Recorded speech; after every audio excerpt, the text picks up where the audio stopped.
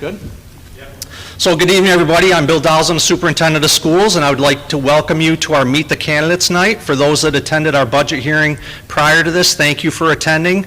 It's my pleasure to introduce our moderator tonight, Mr. Patrick Longo, who is the Member Relations Manager with the New York State School Boards Association. Mr. Longo has worked in education for the past 21 years as an English and communications instructor at colleges in Schenectady, New York, and San Francisco, California. He's also served as administrator of K-12 in collegiate workforce development and after-school enrichment and continuing education programs. In addition, he served as a director of client services and talent acquisition at a transportation logistics software provider for school districts throughout New York State. He's a published professional development author and a recognized public speaker on topics such as leadership, culture, change management, organizational development, and talent development. It's my pleasure to welcome Mr. Patrick Longo from the New York State School Boards Association.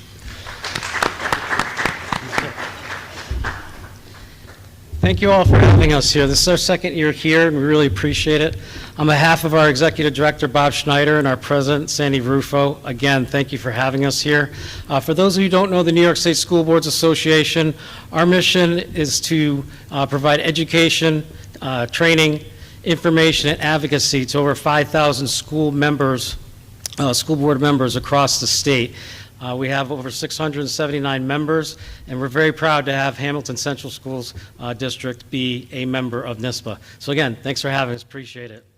Tonight we're going to start off with the candidate bios. I literally am going to read the bios. I did not change the pronouns or from first person to third person or vice versa. First up, we have Travis Ames, here to my left immediately. I'm Travis Ames, father of two and husband of an elementary teacher. I work for a family-owned woodworking company. For many years, I've been actively involved in HCS. I've been on numerous committees, have volunteered in classrooms, and I'm a former board member. I developed a wealth of historical knowledge of the district and have established respectful relationships with faculty and staff. As a board member, I initiated meaningful, productive conversations and insisted on transparency and open communication. I encouraged fiscal responsibility and strongly advocated for a school resource officer, a position requested by students and staff. I supported mental health initiatives and was a staunch supporter of early intervention and improving student opportunities. If elected, I would be a proponent for hiring an SRO and also for pre-K. I believe that supporting students starts by supporting teachers. I'm sorry, this is actually cut off. I'm going to go back to the actual.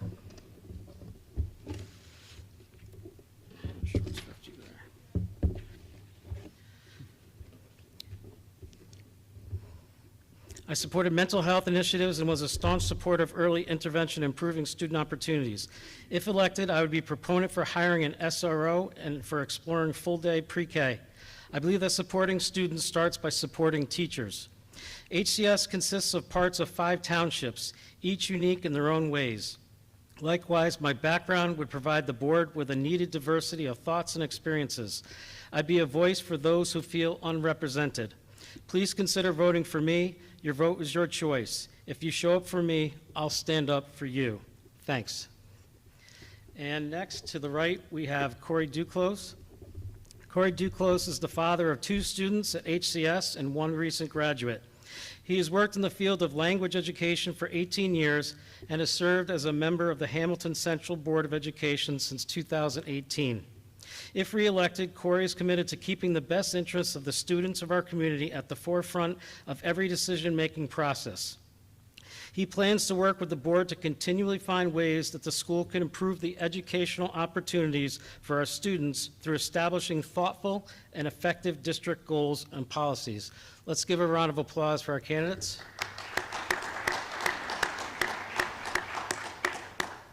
And then we're going to move on to questions for our candidates. There are 9 questions. There's 2 candidates. They each get 2 minutes each.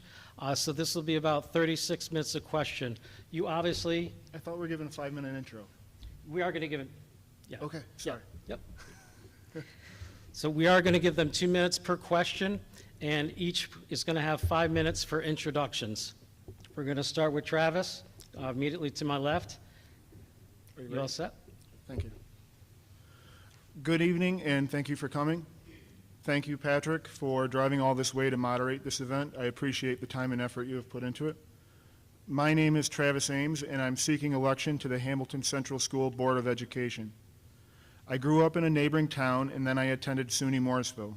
There I received a degree in furniture production and business. Since then, I have been working for a small, family-owned architectural millworking company near Casanova. We make high-end, custom wood products for residential and commercial applications. For the last 20 years, I've been a taxpayer of the Hamilton Central School District. I live not too far away in the town of Madison. I'm surrounded in life by family members and friends that work in public education. This has helped me form my positive impressions of the public school system and also help educate me on the hard work, time, and passion that goes into a school district. My wife is an elementary school reading teacher here at HCS, and we have a teenage daughter and a 3-year-old son. Marrying a teacher has been a blessing. I've learned so much. Don't ever let anyone tell you that teachers have it easy. That might possibly be the biggest myth going. Before marrying my wife, I was a single parent. Well, a co-parent, I guess I should say. I'm only telling you this so that you understand that I have experienced HCS as a parent in different ways over the years, and these experiences have helped me advocate for a diverse group of families and individuals. I started being actively involved with HCS around 10 years ago when my daughter began pre-K. I have volunteered my time in many ways to different classrooms and programs of study. I have allowed high school students to shadow me at my workplace, for example. I believe that one of the key responsibilities of a school district is to help and assist students as they graduate to find future endeavors that will best suit their wants and needs. Early on, I developed an interest in school board meetings. I have attended and participated in meetings for this 10-plus year period. Over the years, I have been on numerous district and board committees. I have advocated from day one for the best interest of the students. In 2020, I was elected to the board, and last year I lost my attempt at re-election. Most people, after losing a board election, fade off into the sunset. That was not the case for me. I want to set the example to my children that losing is okay. There's always another day. I'm invested in this district in many ways, and I want to be a part of its continued success. This year, I have still attended and participated in board meetings. I'm an active member of the Inclusivity Committee. I have spent my newfound spare time with my family and friends. I have spent time studying our history and learning about the types of people that were left out of our history books and how these people contributed to our society. Anyhow, routinely attending meetings for this time has resulted in a wealth of historical knowledge that I have been and will continue to be able to translate into my board member service. I've been going to board meetings longer than any current board member, for that matter. Being a board member means volunteering countless hours of your time, often taking you away from your family's social and work commitments. Yet I found this work to be rewarding, and I know that I was making a positive difference for the school. This is why I wish to become a board member again. Over the years, I have developed trusting relationships with the administration and faculty. This allowed me to be an effective board member, and if elected to the board again, I would continue those strong relationships and also establish or continue ones with the other members of the board. An effective board member builds on a consensus through trust and respect. When a board works together, they are able to achieve their agreed-upon goals and priorities. Being a board member is also about making hard choices. As a board member, you sometimes need to make decisions based on what is best for the district, even when a decision doesn't align with your personal or political beliefs. This is something that some struggle with more than others, and as a board member, I found myself coaching others on the importance of this philosophy. Students should always come first in a board member's decisions, and you always must look out to protect the district from liabilities. Our school district includes parts of 5 townships. That being said, it is important for board members to understand and listen to everyone. My background would enable me to provide the board with a diversity of thought and experiences. Boards should formulate clear and measurable goals. My work background certainly did help and would help the board with its goals and completion of them. Be it my education and experience with business or my knowledge of the trades, my work experience undoubtedly has helped me assist the district. I gotta skip ahead.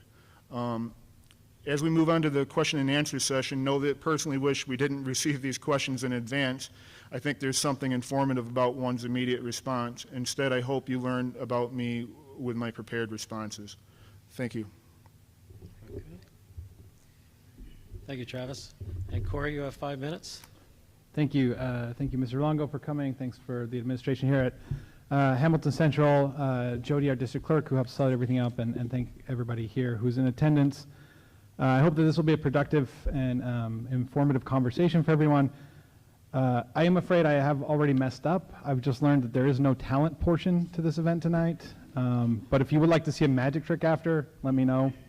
I can make a ham sandwich disappear very quickly.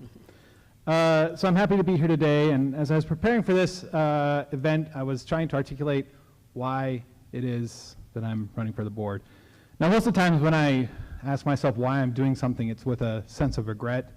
Often when I'm, neck deep into the second bowl of ice cream for the night, why am I doing this? But I've also had the question, this question's come up a lot over the 6 years of my board service. Why am I doing this? Most often for my children, who one of them is here in attendance to heckle me, and they don't understand why I would want to be part of something that has board in the title, because they find it very boring.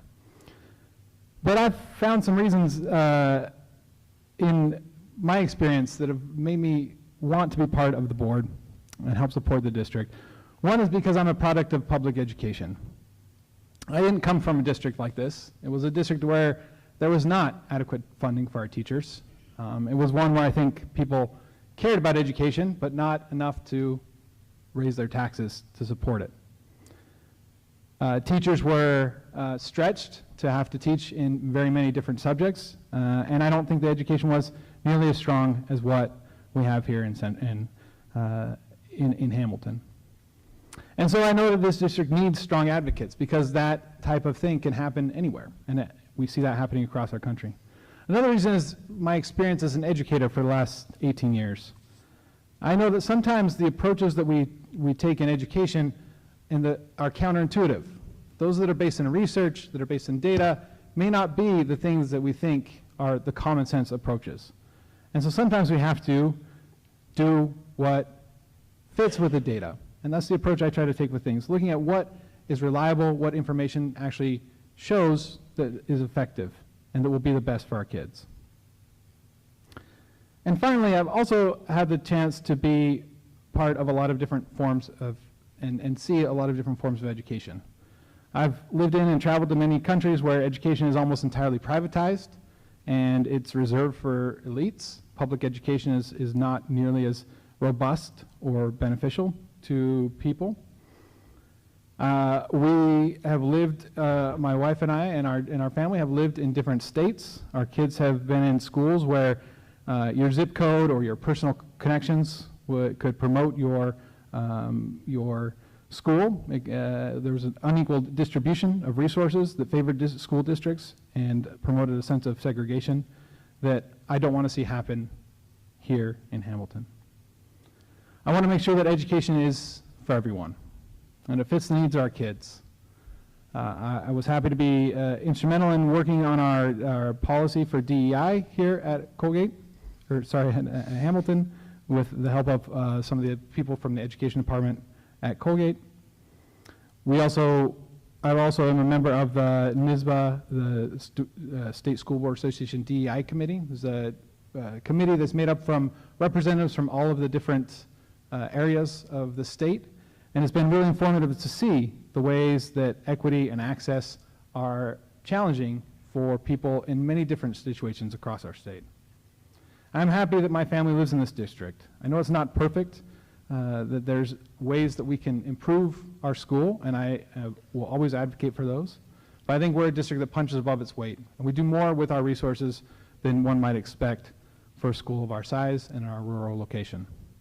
So I'm happy to represent a strong community, or a community that works hard and that defends fiercely public education, and I hope to represent the values of our community by advocating for children in our district, advocating for a strong school, and I hope to continue that work for the next 3 years with your support. Thank you. Thank you, Corey. Okay, we are going to move on to the questions. Each candidate will have 2 minutes to answer their question.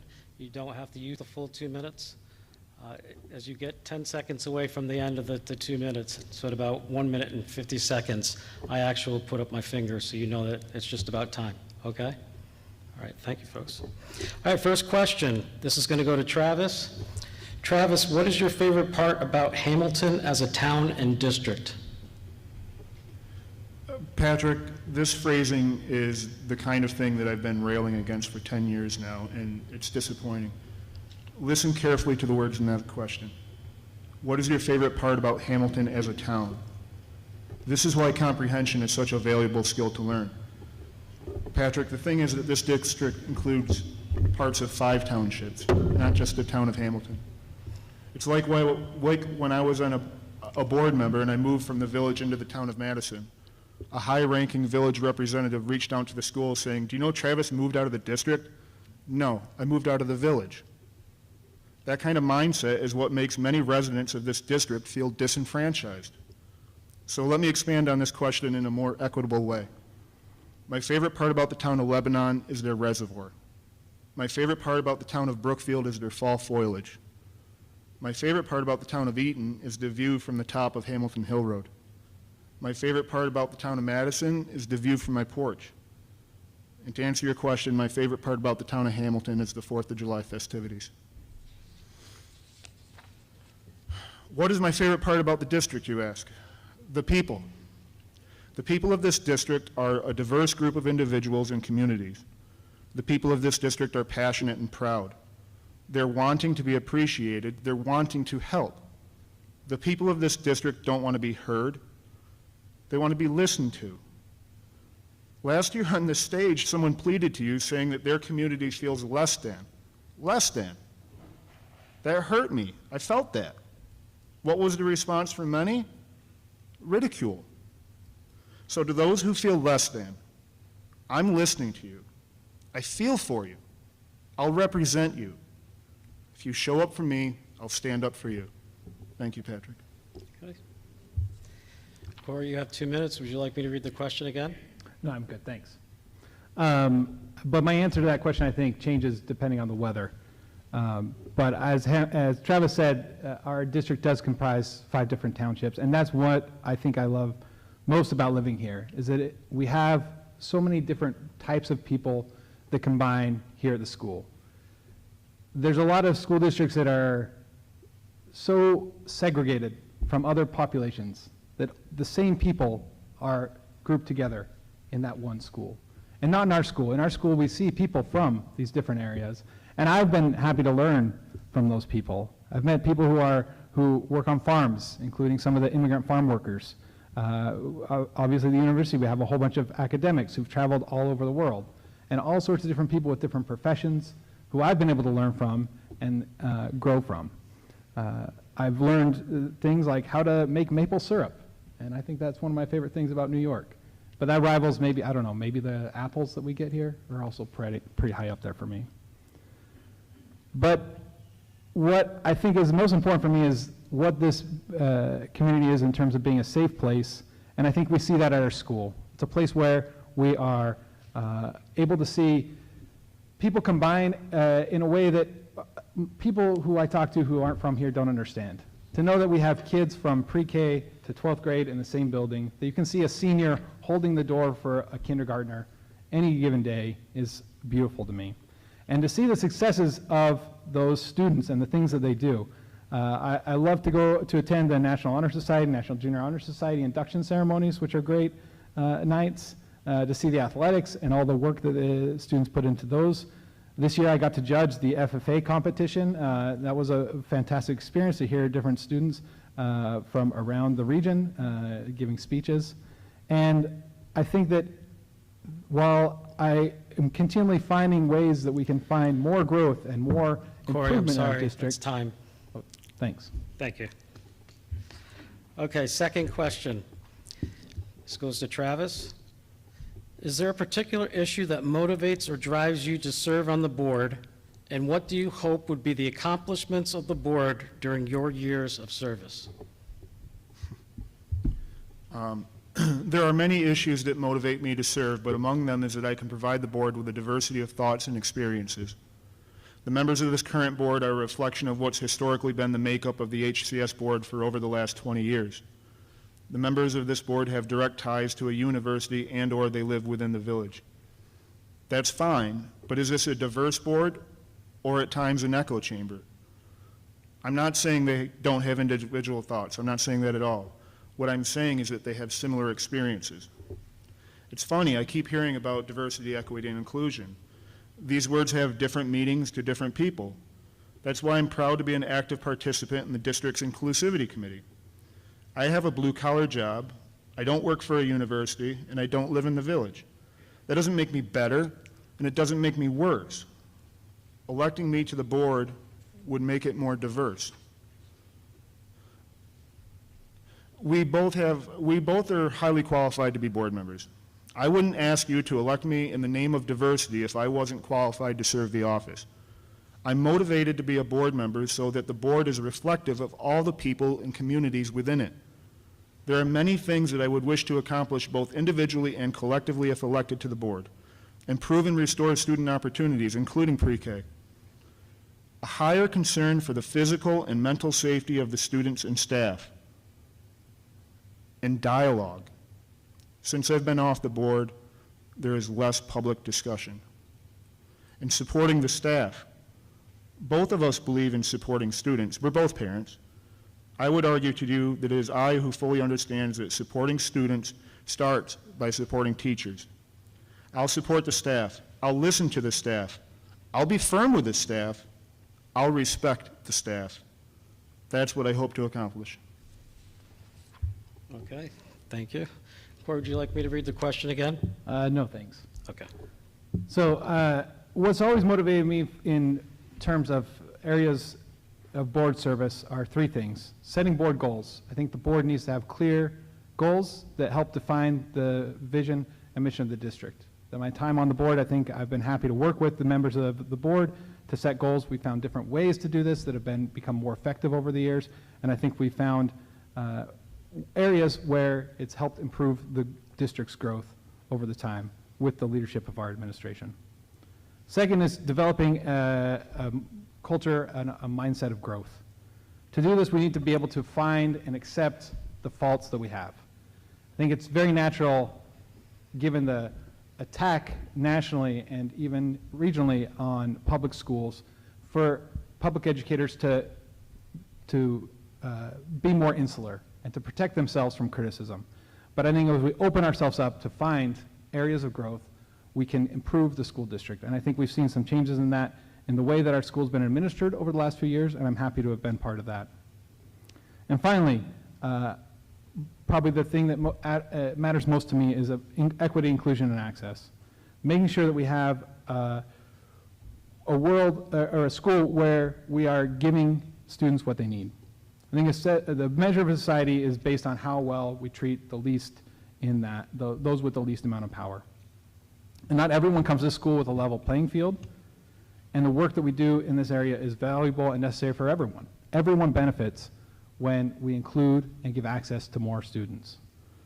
And that's really the root value of all public education, is that we know that it might not benefit me directly to help somebody else, but our entire community is better when we help everyone. Thanks. You good? Good. Okay, thank you. Next question. This is the third question, and again, a series of 9. This one goes to Travis first.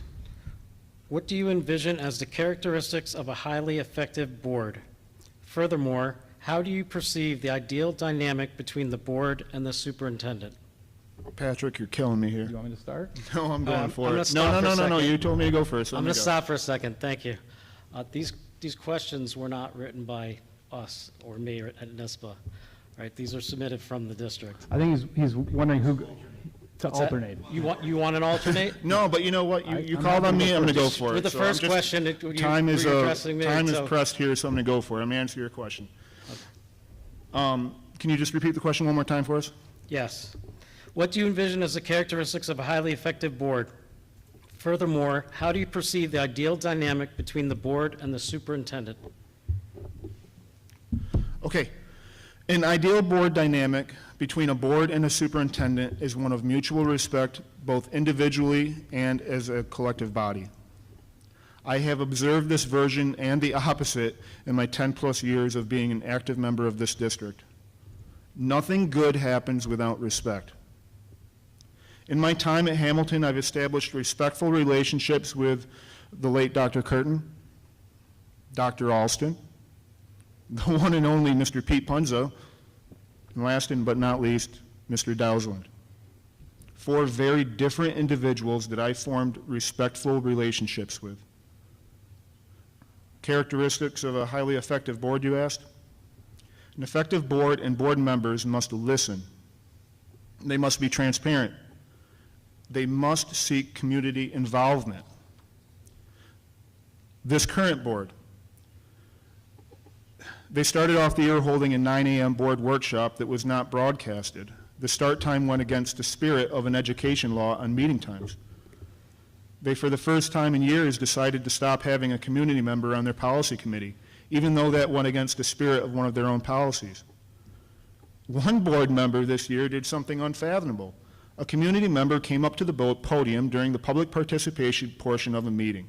Just when this person was about to voice their concern over a safety issue, this board member got up from their seat and left. A few minutes later, this community member finished speaking, and wouldn't you know it, this board member returned to the meeting. Funny. That's unbecoming, and it's exactly why the people of this district in this building feel that members of this board don't care about them. So respect, transparency, a listening ear.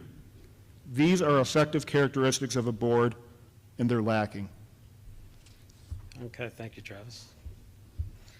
Corey, 2 minutes? When I joined the board, it was at a time where there was some contention. And I knew when I was elected that I was going to have to reach out to the members of the board and meet with them and explain to them my own intentions and come to an agreement with them. And I think that we were able to be productive, even though not all of us agreed on everything and there were moments of disagreement. We were able to be productive, and we conducted a successful search for superintendent during that time.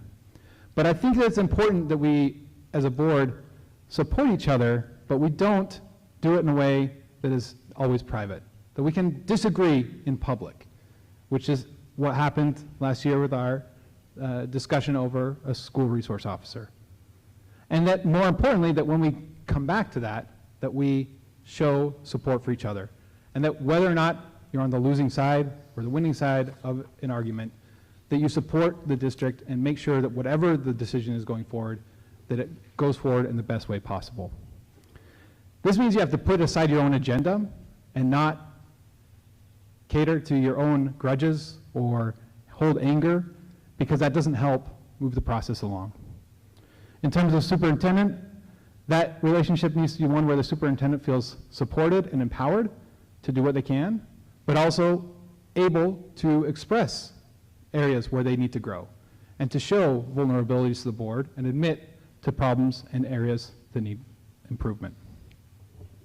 And they also need to feel like they can do their job without being micromanaged.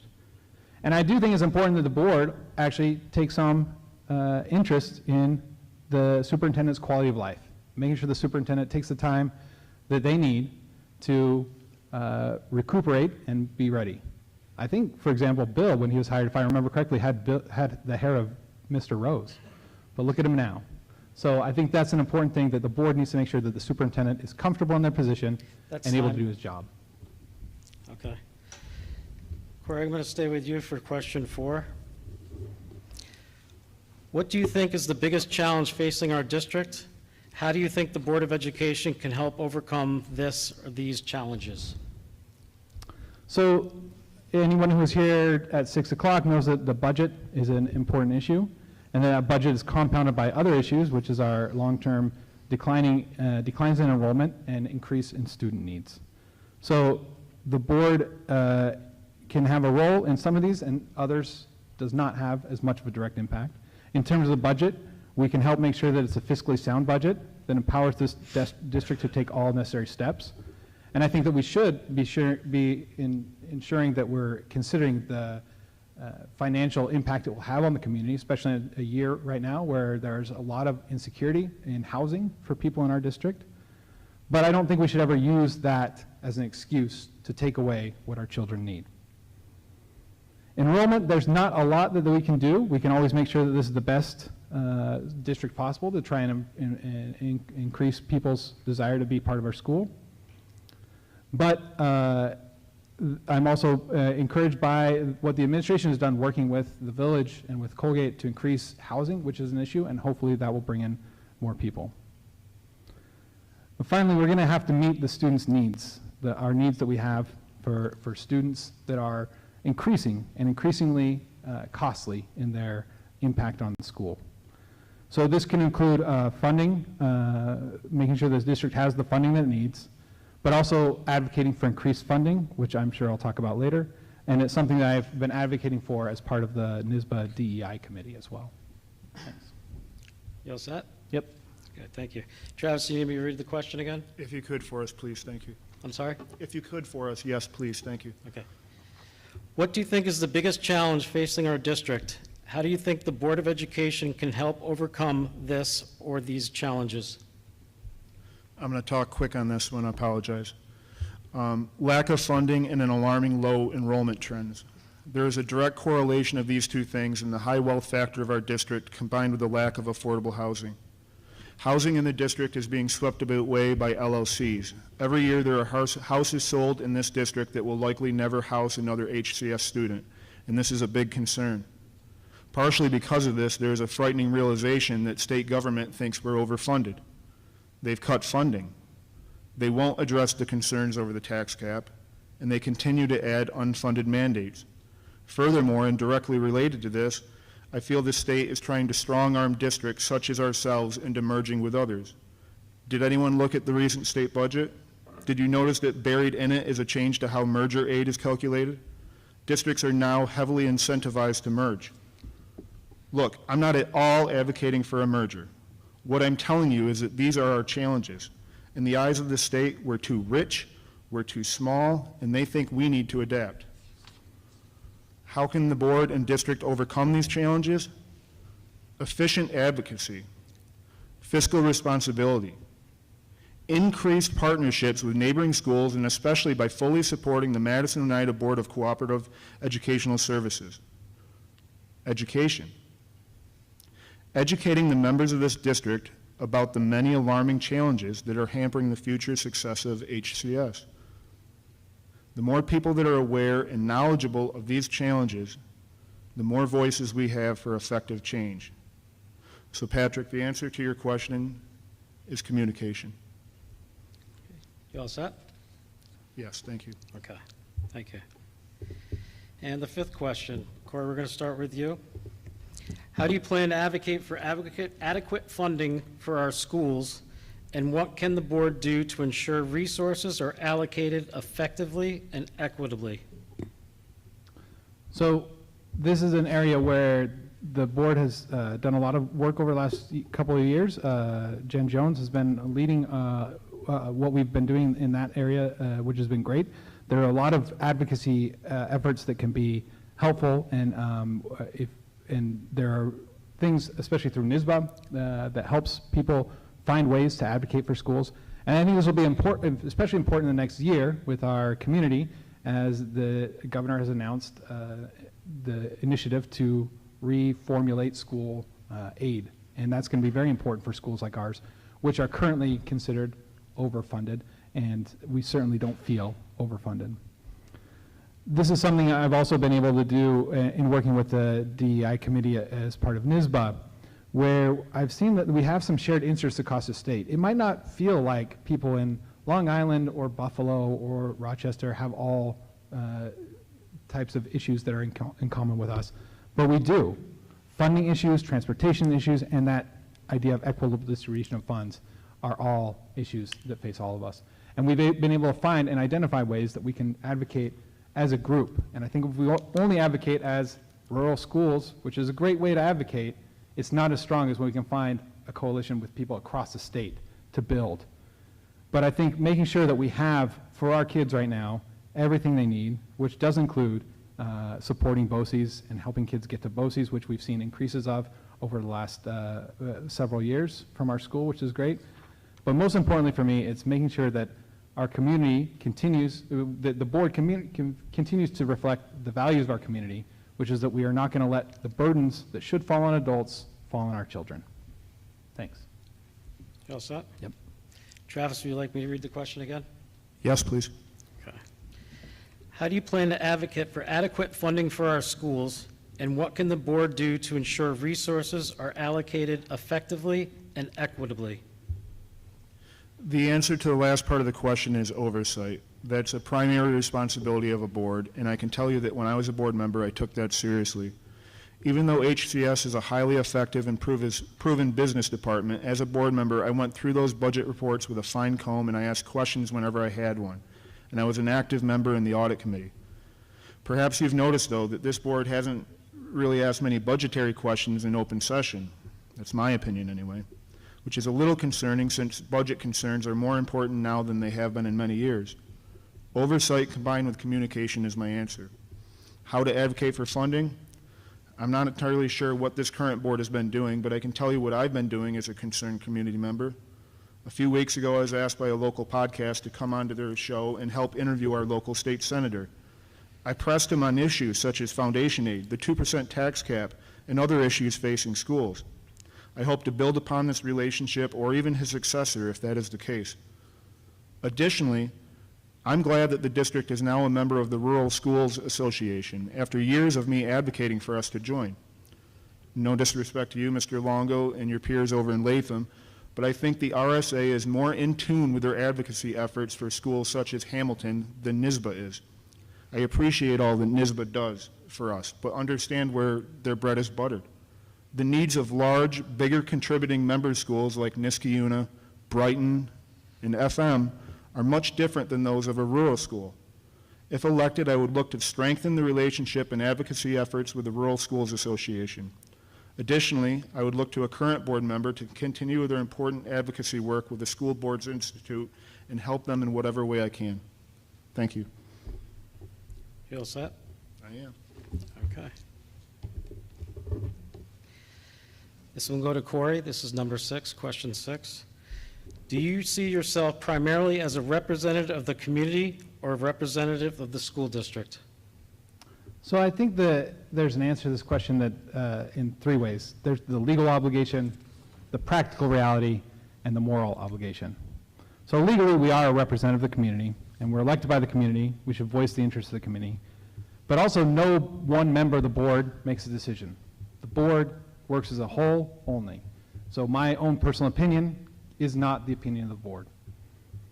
Practically, though, we are seen as representatives of the district in many cases. And the way we're perceived is important, and we need to be aware of how we're perceived. We have to be careful about what we say and how we say it, because even in our public or in either our public or private lives, we should know that whatever we do reflects on the district. And finally, and most importantly for me, is the moral obligation. And that moral obligation is that I need to put aside whatever personal interests I have to advocate for what's best for the district and for the children.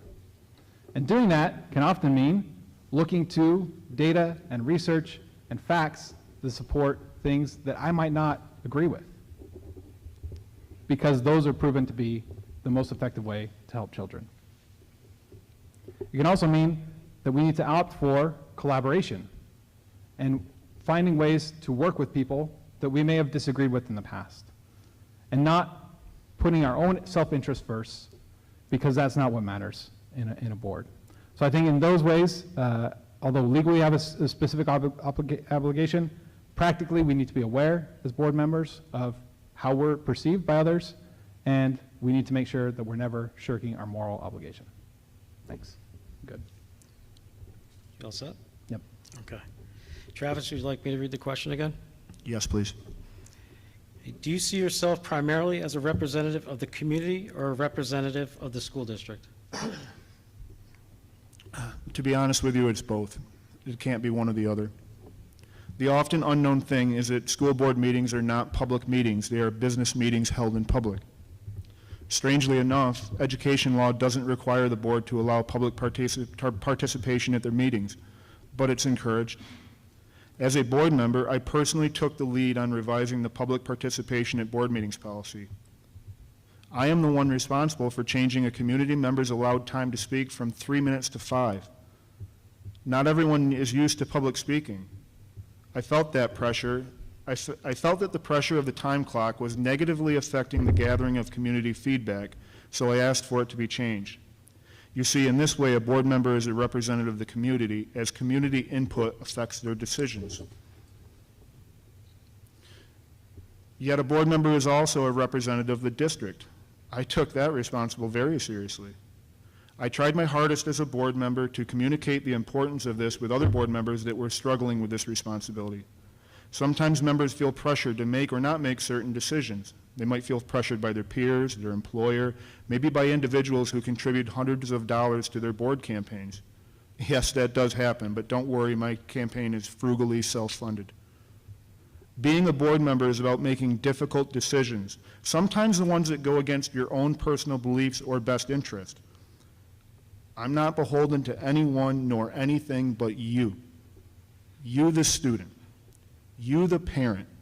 You, the staff member. You, the taxpayer. And you all as a collective which forms this district. That's who I represent. I represent everyone. So again, Patrick, the answer to the question is both. It can't be one or the other. Okay. You all set? Yes, thanks. Okay. Travis, this next question, this is question number 7. This is going to you. Could you outline your approach to fielding and communicating all complaints and compliments within the board, including communication with the individual who raised the concern, your fellow board members, the administration, and all relevant staff? That's a long question. Do you want me to ask it again? Yeah, so the people at home can better understand it, please. Okay. Could you outline your approach to fielding and communicating all complaints and compliments within the board, including communication with the individual who raised the concern, your fellow board members, the administration, and all relevant staff? I'm going to talk quick, apologies. There's a lot to take in there, but like most things, it's complicated. It can be more difficult for some than others, I have observed. I was actually having this exact conversation with friends the other day as I was talking to them about education matters and my platform. My approach is and was that open and transparent communication controls the situation. First, a board member must educate themselves on what their legal requirements are on this. So to answer your question, when fielding a concern from someone, you must do a few things. You must listen, and you must understand their concern. If it is a concern that is not within the board's responsibility at that moment, you must direct them to the correct person. You must follow up with them and the person you sent them to. Depending on what the severity of what the concern is, you should inform this person that you will share their concerns with the superintendent and board. Perhaps most importantly, you must be very careful with what you say to them. Oftentimes, when an individual board member tells someone something in these circumstances, the person will misconstrue their words to be the opinion or stance of the board as a whole. One must remember that an individual board member has no power as an individual, only as a collective body. But the public doesn't always see it this way, so you must tread carefully in these situations. Additionally, somewhat related to this question is knowing that the superintendent of schools is the only employee that a board member should be having direct school decision-related conversations with. A board member and board must remember that the board sets the what and the superintendent takes care of the how. As a board member, I will properly field the concerns of the community and not undermine the job of the superintendent. That's what an effective board member does, and that's what I will do. Thank you. Okay, thank you. And Corey, if you want me to read this twice as well, I'll read it definitely, but I think it's good. Yeah. you want me to read it once? No, I think I can go. Okay, No. thank you. So my approach, I agree with what Travis said. He laid out a lot of the legal and the practical obligations we have when we're fielding complaints from people in the district. I'd add a couple things to that in terms of how I approach it. I think that's, while it's important to listen, we can't always say everything, but we can always listen. We can always be someone who somebody can say something to, and I always tell people, tell me whatever you want. I might not be able to respond, I might not have an answer for you, but I'll listen. And I think it's very important to assume that everyone is coming with good intentions. They might not agree with me, I might not agree with them, we might come from different areas, but I think it's important to find within what they're saying, even if it's critical or seems angry or off the wall, find what it is that actually is useful. Because even in the worst criticism, there might be something that's useful for us to go. And that's something I've tried to do on the board, is to always stop and think, well, what is this person, and what is their intentions? And assuming that their intentions are good, because they just want the best for our district. Whether it's advocating for residents of the district or for the children in our district, that's what they want, even if they're not coming out it the same way I am. And also remembering that not everyone follows every meeting very closely. Everyone has time, commitments that don't let them be at every single meeting. And so knowing that sometimes you do have to keep people up to date. And while we can't share a lot of the things that happen in boards, we can always talk about what happened in the last meeting and what decisions were made. And then pointing them to the right people is always key, and making sure they know.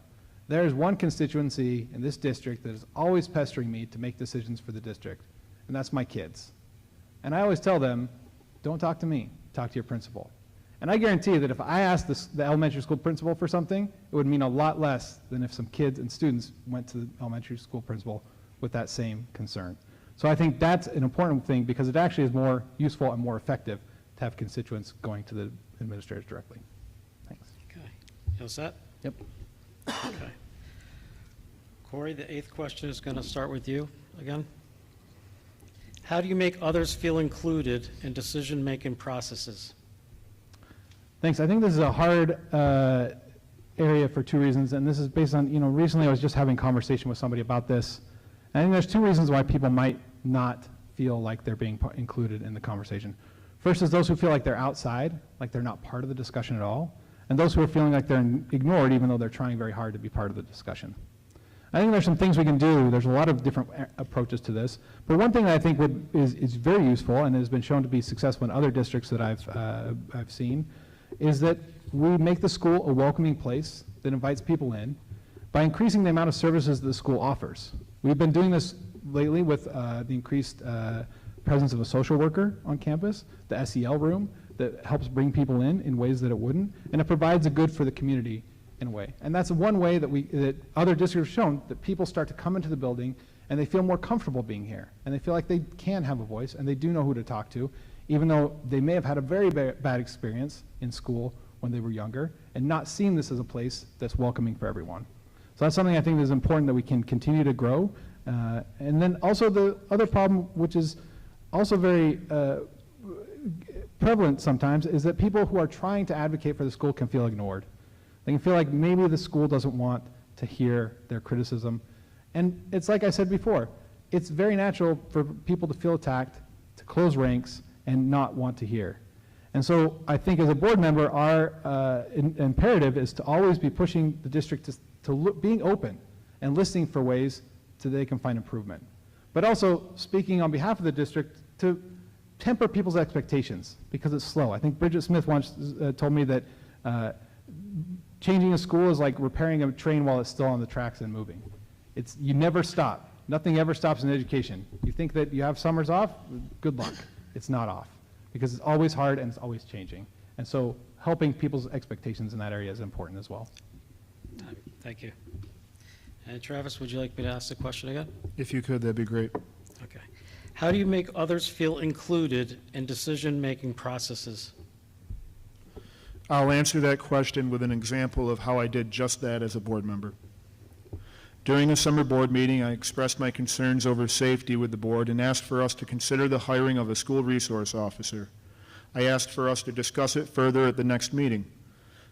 Excuse me. In the meantime, I reached out to each board member and the superintendent, asking them each for a one-on-one conversation where we could share our thoughts and concerns with each other. Every member did so, well, except for one. In these conversations, I was able to listen and better understand where everyone stood on the matter. I was able to determine that if I were to press the vote, I would probably get the 3 we needed. Yet, it's important sometimes for a board to reach a unanimous decision. So I continue to seek to understand the feelings of everyone on the matter. Even though the staff and community overwhelmingly supported this, there was a small minority of people who were very vocal against it. Was I dismissive of them? Not at all. Ultimately, the board reached a decision to hire an SRO. Well, sort of.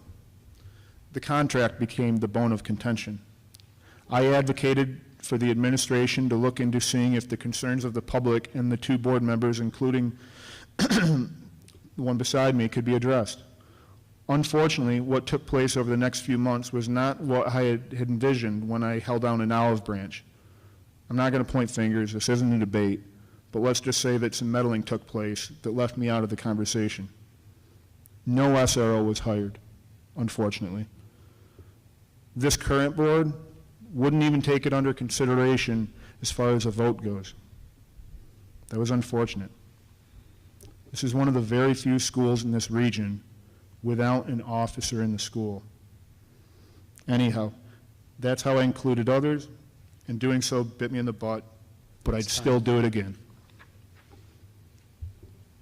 Okay. All right, this is the final question. Following this, we'll have closing statements by each candidate, where you get additional 2 minutes to close it out. This is question number 9. Corey, we're going to start with you on this one again. What do you consider to be the key priorities for the district? Additionally, could you share what aspects you are most passionate about? Yeah, I'll go to our district goals that we set at the beginning of the year that are, and I'll go into detail on some. First, curriculum and instruction. That's our goal, to make sure we have a culture of accountability and desire for self-reflection and self-improvement that continually improve our curriculum and instruction. Health, safety, and support services, I'll talk more about later. We're also looking for a culture and community engagement and to increase the ways that the public is involved in the school. Looking for fiscal responsibility, that is, especially we knew that there were going to be issues with the budget coming up due to the loss of COVID funding. And my most passionate priority is diversity, equity, and inclusion. I think I've talked a lot about that. So I want to take a moment to talk about health, safety, and support services. Because the way that that's approached, I think, at least in my mind, is based on data that shows that the most important ways to improve school safety is not by hardening the schools, but by softening them. And we've done that by keeping the SEL position, the social emotional learning, and by keeping a social worker. And that was hard, and that was something we fought for as a board, and we had many members of the public fighting for that, and I think that was important. Also, we have continued to work in our policy committee to look for ways that we can find areas to collaborate with law enforcement. There's no one-size-fits-all type of solution for school safety, and I think we need to be creative in how we approach that area and finding ways that fit our district. What works for Madison might not work for Hamilton, and I think we can find ways that are going to fit what our district needs, and I think we've been making progress in that area, and I'm happy with the leadership of our board members and with our administration in that area as well. That's it. Travis, what do you consider to be the key priorities for the district? And additionally, could you share what aspects you are most passionate about? I see the key priorities of the district to be restoring and improving the opportunities for the students. I wasn't and won't be the type of board member who only concerns myself with my own children. This being said, I want you to understand this. When my daughter goes into 12th grade, my son will be entering kindergarten. This means that I will have a child of mine in this district for a period of 26 years. You see, I'm invested in this district. The children are the priority in every district and board decision. The old adage is that with school-related decisions, when there's a tie, the win goes to the children.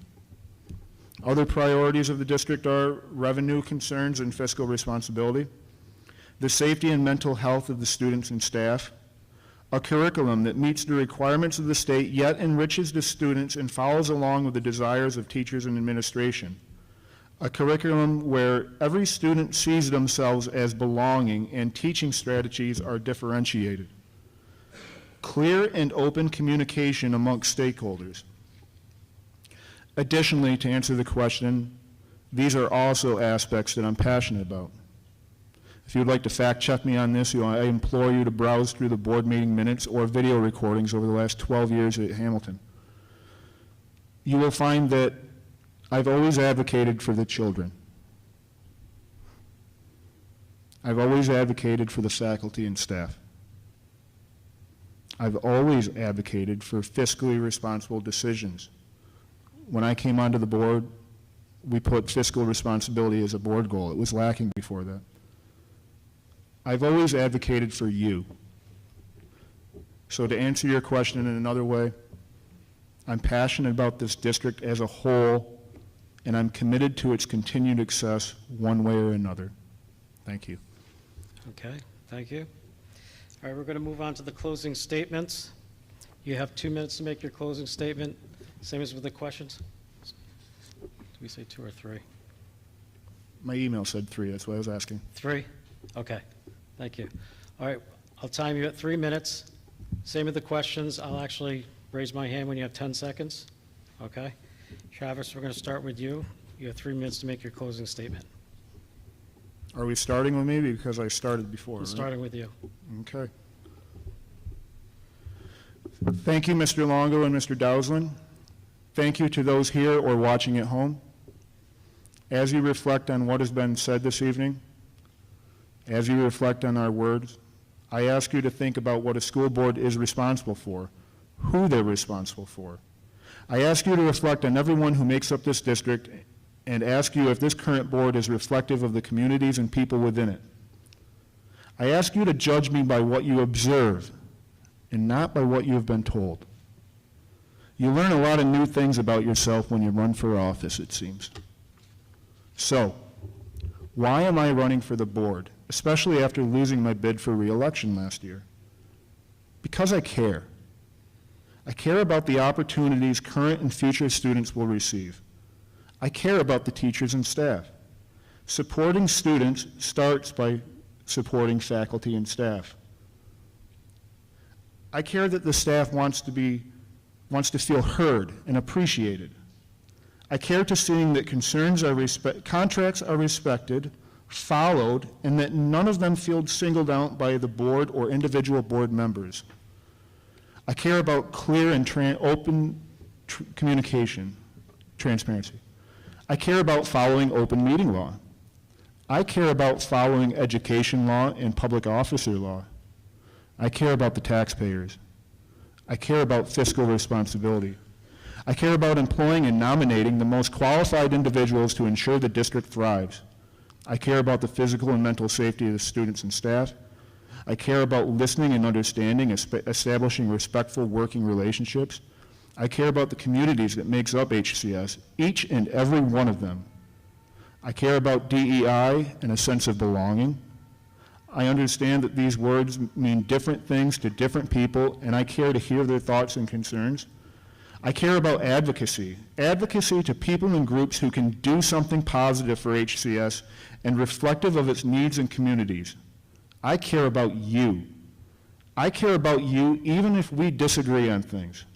I care about how you feel. I care about my spare time away from my work and family. I care so much about HCS that I'm committed to devoting my time and energy to see that the district thrives. I care about my children, your children, our children. I care.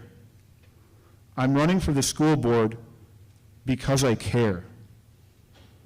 So on Tuesday, I ask you to please consider voting for me and telling those around you about my passion for this incredible school district. If you show up for me, I'll stand up for you because I care. Thank you. Okay, thank you. Corey, you have 3 minutes. Thanks, everyone who was here. I didn't prepare anything specific for closing, but I did want to respond to some things. I'm extremely proud of the work the board has done while I've been here, and especially over the last year. I think that we do have a very diverse board. We have 2 members who are HCS alum. We have a member who lives outside of the village. We have people who have lived in many parts of the world and have experienced work in different settings. And I think all of us work in different fields that give us a completely different perspective. And I think the way that our board works well is that we understand how we complement each other. And we understand that there are blind spots that each of us have, but that we can help each other fill those blind spots and watch over those things. I think that this last year, we've been extremely transparent, especially in regards to the budget process. We've encouraged Mr. Dowsland and his team to hold more budget copies than we have in the past. We have received much more participation in this budget process than we have in past years. And we have also held open budget workshops with the board to continue that conversation. And I think that we've seen changes to the way that our budget developed over this year, more so than we have in any other time on the board. We've also worked to make our policy committees public open meetings where anyone can attend. They're posted because we think that policy is important. And we think that policies determine the ways that students receive education in the school. And we want policies that are going to be fair and equitable for all our students. And I am pleased to be able to represent this district, and I hope that I can. But I don't really think this is about me, because it's about a board. It's about working together and establishing relationships with other people and working together. I hope that I've helped foster those relationships, and I hope that I've helped grow the board, and I hope that if you believe that too, that you'll be willing to vote for me. And I thank you all for your time, and thank you, Mr. Longo. Okay, thank you very much to the candidates. Can we give them a round of applause?